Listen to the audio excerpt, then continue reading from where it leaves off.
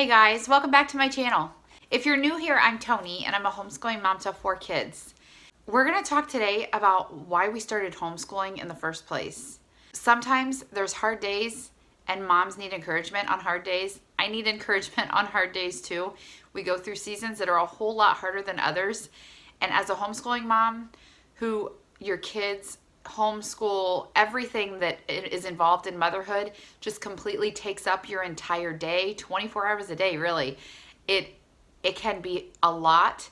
And if you don't know why you started this in the first place, then you're not going to know why you're still doing it, and it's going to be easy to just call it quits. So I just want to encourage you guys a little bit today. If you need some encouragement, I need some encouragement right now. I wanted to share this with you guys as much as I am sharing it with myself. So if you want to get some encouragement, and if you want to hear why we started homeschooling and maybe help you look back and remember why you started homeschooling, then go ahead and stay tuned. I'm a part of a co-op. I don't know if you guys are a part of a co-op or not, but it's like a bunch of homeschool families that get together once a week and our kids take classes. There's a mom's hour, which is amazing. There have been some years where it's been a whole lot more helpful than others, and this is one of those years where it's just amazing to get together with like-minded moms who are going through similar things. They may not be going through all the same stuff that you're going through, but we all sit together. We're all having the homeschool struggles. We're all having just a lot of the same issues. There's seasoned homeschool moms and there's brand new homeschool moms, and we can just kind of share each other's wisdom and pick each other's brains and kind of just encourage each other. It's been amazing. Yesterday was our co-op day, and I was just very encouraged. I will tell you honestly, I went in there very discouraged. I had a really hard weekend. I haven't talked a whole lot about this on my channel, but my husband is a long hauler from having COVID back in the end of 2019, and it's been a battle. It's been a 14, 15 month medical battle. It's been super hard, very, very hard. Everything else kind of falls on mom, and keeping life together, keeping everybody happy, homeschooling, all this stuff when you have a sick spouse, and it's a lot, and it can be very draining. And every couple months I kind of hit this brick wall of like, this is hard. I hit that wall this weekend, and it was hard, and I had a couple days of like a lot of prayer and trying to get through this. And then I went to co-op yesterday. I went for my kids because I want them to go to this. I do enjoy the class that I'm teaching. I'm teaching a photography class, which is super fun, so I do love that. But I guess part of me also wasn't necessarily super excited to go to co-op or talking to people, because sometimes, you know, when you're like on the verge of crying, like, you know, if somebody asks you the wrong question, you're just going to spill it and cry and be a mess. And so I was a little worried about that happening. It didn't happen. But I'll just say the Lord knew I needed to be there. He encouraged me by this mom's hour. And so I'm going to share a little bit about just what prompted this video and what we talked about in the mom's hour that was just an encouragement to me. I'm going to share a little bit of this book, Why Motherhood Matters by September McCarthy. If you have not read this, go buy this book right now. I will link it in the description box below. But it is so good. We actually read it last year in our mom's hour. We've been doing book studies, which is super awesome. My friend Trudy actually leads the mom's hour. Trudy has this blog called Learning Little Lessons, and she also has a podcast. So I'll link her below too. She is the one who's leading this book club with us, and it's really great. So we actually did this book last semester, and it was so good. So I'm going to be sharing a few things that I learned from here that has just been very helpful in the hard times, in the hard days. With the, you know, the sticky fingers and the tears and the hard math problems and all the difficult stuff piling on top of each other. This has a lot of wisdom from a mom of, I think she's got 10. September McCarthy is super awesome. So I'm going to share a few quotes from that book today. So this semester, we're actually reading the book Homeschool Bravely by Jamie Erickson. And I have read this before in the past. I've talked about, I think, both of these books in my in a video before, but this is another really good one, and I'm really excited to be reading that. You can get such good wisdom from other moms in person, moms from books, moms that have gone through this to help you through the hard times. So I'm going to share a couple quotes from this one today. So let's just get into it. So the first thing, one of the questions that was asked of us yesterday was, why did you start homeschooling in the first place, first of all? And has that reason changed? As we ran around the circle, there were moms who had started out with one reason, and they changed, and they later were homeschooling for a different reason, and you know, God changed their reason for it. That can happen. Like, a lot of you might have homeschooled for financial reasons. You might have started homeschooling because you were in a bad school system. So many different reasons why you might have started homeschooling. You may have been forced into it. I know there's people that in the last couple of years, there's a lot of people that because of what's been going on with the school systems and like at home learning, the distance learning online because of schools getting closed down. I know we've had an influx of homeschoolers from that too. So you may have started homeschooling for one reason. And that's what I want you to look at today. Ask yourself that, because that was good for me to ask myself. I've been homeschooling for 8 years now. And I had to think back at like, okay, why did we start homeschooling? And so at first my answer was going to be, it was a calling. I felt called to do it. And I thought, no, if I go all the way back to the beginning, I started homeschooling for financial reasons. I was in this mom's club. It was not a Christian mom's club. It was just like a, mom's group that we got together and played. I wouldn't necessarily say I fit in because it was not a Christian. I mean, there might've been Christians in there, but it was not a Christian mom's club. All of a sudden, all of our kids hit age 3 or maybe age 4 and all their kids are going to private school. And so all the moms started asking each other at the play dates, where are you sending her to school? And where are you sending her to school? And I'm like, I guess I need to look into preschool somewhere. I actually used to be a teacher. So I had taught 1st and 2nd grade before I got married. Never considered homeschooling. Never thought I would homeschool. So it was not an option. I was just like, okay, well, we need to go find a preschool that'll work for us. So we went to this preschool near us and we toured it. And okay, it looked great. But the price tag, considering what they were going to be taught, was crazy to me. And I thought, we're going to pay like thousands of dollars for them to teach my daughter how to learn her ABCs. So I was like, I can do that. I've always been a thrifty mom. I wouldn't say I was quite as thrifty at that time, but I still thought I'm not paying that much just to send her to school to sit in a circle and learn her ABCs. For me, it didn't make sense. So that was why we started, was just because of cost and because it was just crazy to pay that much money for something that I could teach at home. So that's what we started. As I continued on teaching her ABCs and things, I thought, oh, what a blessing. Like, I saw that this was such an opportunity for me to be able to teach my daughter how to read, teach her Bible lessons, teach her how to write, teach her all these things that some other teacher could be teaching her, or I could do it.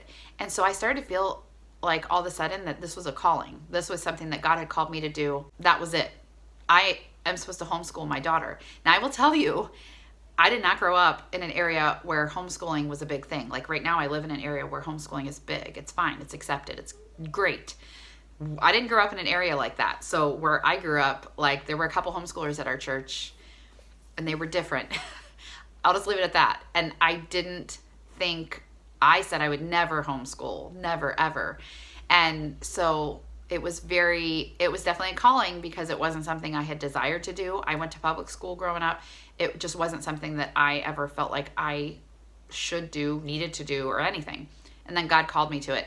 And it's one of those things where it's like, someone might ask, like, what do you mean? How do you know it's a calling? It's kind of like when, you're dating and people are like, well, how do you know if he's the one? You just know, which is an annoying answer if you haven't been through that. But if you have been through that, you do know. You know that he's the one. You know when he's not the one, It's the same thing with being called to something. You just know that that is what God is asking you to do. He is saying, this is your calling. This is what I want you to do with your life. So that's all I can say to explain that. So I definitely felt like I was called to homeschool. My husband was not on board right off the bat, and he was not on board for a while. So what I did, I seeked wisdom from another wise homeschool mom, which was actually my sister-in-law. And I asked her, like, what do I do? He is not on board. My husband doesn't want me to homeschool. He was fine with me doing preschool, but he did not want me to do it long term. And I asked her, what did you do? Because I knew when my sister-in-law started homeschooling, my brother was not on board either. And so she said she just prayed about it. And she prayed about it for like a year before God put it on his heart. So I was like, okay, I'm going to do the same thing. So I prayed, and it was honestly about a year. It was that whole year of me homeschooling, teaching my daughter, where he was like, okay, this is fine. That's great. You're teaching her ABCs. But it wasn't like, we're not going to do this long term. And I kept praying. I did not bug him. I did not try to convince him or anything like that. I just did what God asked me to do. And I prayed for my husband to have a change of heart. And he did. And we went to a homeschool convention so that he could see that it's normal. There were normal people at this homeschool convention that were also homeschooling. So it was good. It was really good. He got on board and he's been supportive ever since. I started homeschooling because it was a calling. He gives everybody a calling for something, and that is what I feel like is what I'm here for. I'm here to glorify God, and I'm here to teach my children and raise my children in the Lord. So the reason you need to know why you started doing this in the first place and why this was so refreshing for me to have to say this out loud yesterday was because on days where life is hard, where I'm dealing with sickness from my husband, dealing with him probably going on disability, life completely changing and flipping upside down for us, and having just, it's hard right now. But also having to homeschool. There's days where I don't want to do it. I'm like, I'd rather just curl up on the couch and watch a movie with my kids, or just put on a fire and read a book or something like that. But I have to look back at remembering why I started doing this in the first place, because I was called to homeschool.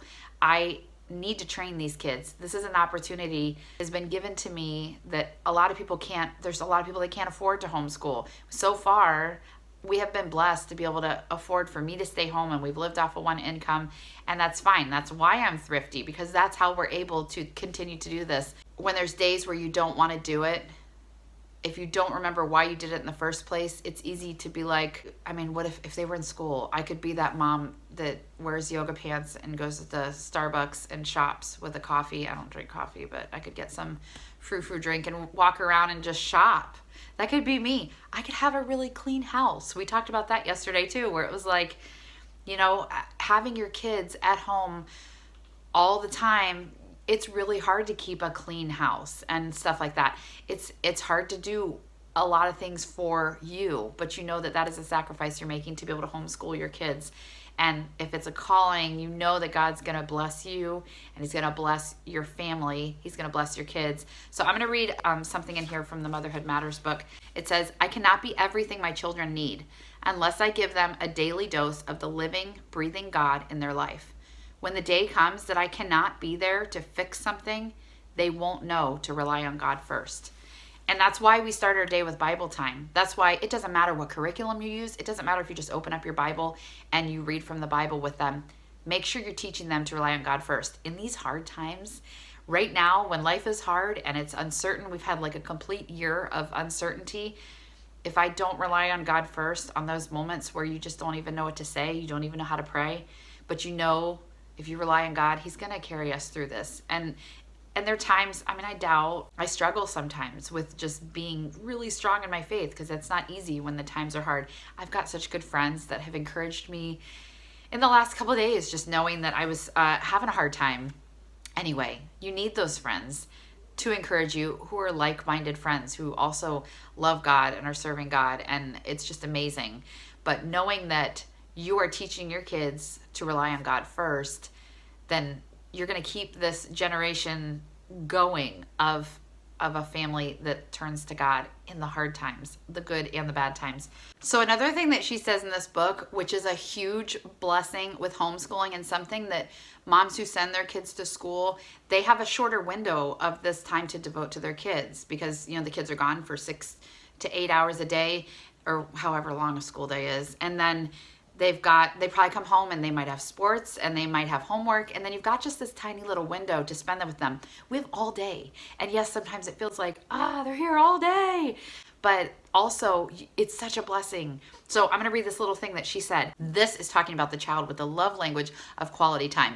But I can also see this as just a huge homeschooling perk and blessing. It says, time spent doing most anything with this child will be perceived as love.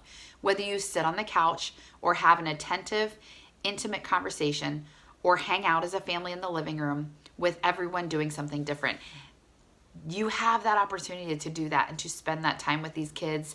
And you've got to make sure you're doing it with your whole heart. And it's easy when things are distracting. Like, I feel like I've been a grump the last couple days, and I don't want my kids to remember me like that. And I have been trying and praying for God to fix my attitude and just help me get out of this slump. And I feel like I woke up today just feeling better. And that's why I wanted to share this with you guys. Just, there's so many things that you can learn through this process. There's hard things. Sometimes you don't know what you're doing. I don't know what I'm doing sometimes, but keep learning from other moms, learn from homeschool moms that have been through this. She talked a lot about the love languages, and there's another, the 5 love languages for kids. That's another really good book that I read, and it's very interesting when you really try to figure out what your kids' love languages are. But she said when we aren't in tune with how our kids individually give and receive love, we will miss their efforts and their needs. The more aware we are of our child's love language, their personal and unique way of giving and receiving love, the easier it will be to notice and give them love in return, even in the busiest of our motherhood days. And that's something that we just have to remember when the days are hard and you are distracted by everything else piling up behind you or on top of you. You still need to make sure that you are feeding these kids the love that they need. And go back to, why are we homeschooling? Why did I start doing this in the first place? If it is a calling, if there is a reason why you did this, even if your reason, you don't necessarily feel like you've been called to homeschool, if your reason was because you pulled them out of a school district that would have been really bad influence on them, remember that and know that that is why we are homeschooling our kids. You're homeschooling your kids to guard their hearts and to be able to teach them better than they would have been maybe in that bad school district or something like that. There's a reason for each individual one of us moms and why we are homeschooling our kids. Here's something that we talked about yesterday that I thought was really cool. I mentioned that my husband and I, when we first got married, we said we would never use the word divorce. That is a bad word in our family. And we said no matter in the most heated argument, we are never going to threaten divorce because that's bad and that's dangerous and that's just a slippery slope. So that has been a curse word basically in our family, and we've never used it. The same thing with homeschooling. I would say if you make sure to promise yourself you're never going to threaten to put them on that school bus. I've heard so many moms joke about like, oh, this is one of those days, or not, maybe not even joking, just in overwhelmed, like I don't know what to do kind of attitude of, I want to put them on the school bus, or they're making me crazy, I'm ready to put them on the school bus, things like that. Please don't threaten that to your kids. If your calling changes and you do need to send them to school, that's one thing. But on a hard day when your kids are just maybe driving you crazy, or you're just not enjoying your teaching day, or you feel overwhelmed, I know that there are times where it can be easy to be like, if you don't do this right, I'm going to send you to school. Please don't threaten your kids that. That's just as bad as threatening your husband. I'm going to divorce you if you don't do this. That should be a bad word. The school bus, if you're a homeschool mom, threatening about the school bus should be just as bad as threatening about divorce. And there was a mom in the moms group that said something about, she had read somewhere. He said a guy had went to an island. He moved to an island to try to live by himself and see if he could make it. And he knew if he had that boat there, he would always have that like crutch that, hey, if this doesn't work out, I'll just go back. So he burned the boat so that he knew he could make it and commit to what he had done. I don't know where she got the story from, but it was a good point. And then we were all joking like, we need to burn the bus because if you have committed to homeschooling, even on the hardest days, burn the bus. Don't really burn the bus, but don't use that as a backup, as a where I'm not gonna do this anymore. Please don't react on emotions. I just thought that was a really good picture and just a reminder to make sure we remember why we started doing this in the first place. And if you need to write that down somewhere to look at on the hard days, do it. Those sweet little faces in there that are learning from you, the light bulb that goes off. I just shared yesterday on Instagram about one of my daughters has been struggling with math, and it has been hard. It has not come easy to her. And she got 100% on her quiz yesterday. And I felt like God gave her that to encourage her as much as he gave that to me to encourage me. Because when your kid isn't getting it, it's not just them. It's also, you can feel like it's mom. I'm not teaching her right. This isn't working or whatever.